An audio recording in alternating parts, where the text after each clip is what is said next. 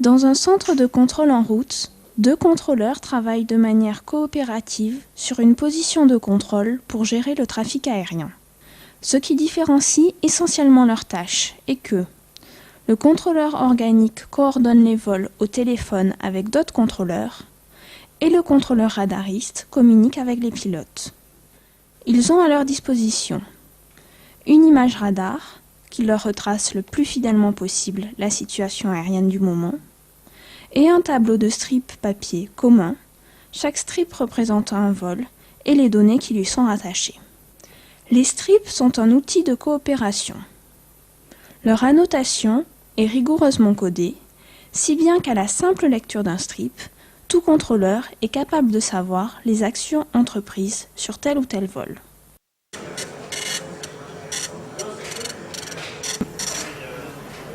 Le bruit de l'imprimante est un stimulus qui attire l'attention du contrôleur organique.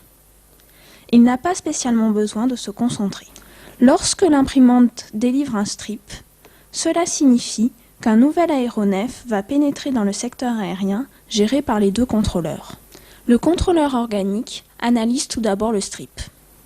Il prend en compte la route de l'aéronef, son niveau de vol à l'entrée et à la sortie du secteur, son aérodrome de départ, son aérodrome de destination, le type d'aéronef et la vitesse prévue.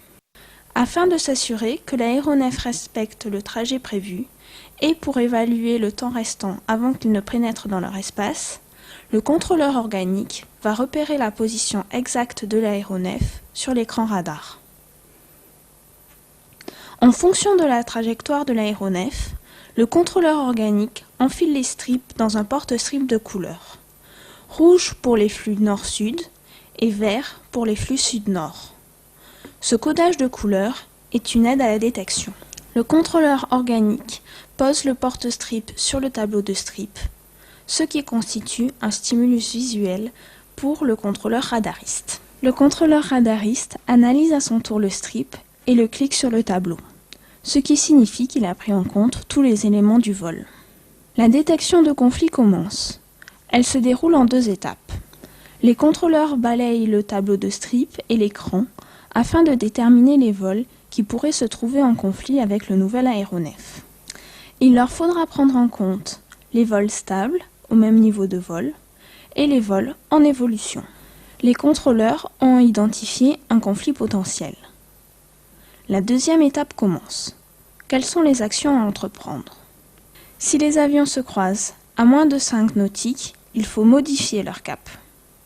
Entre 5 et 10 nautiques, il faut bloquer leur cap. À plus de 10 nautiques, il faut surveiller.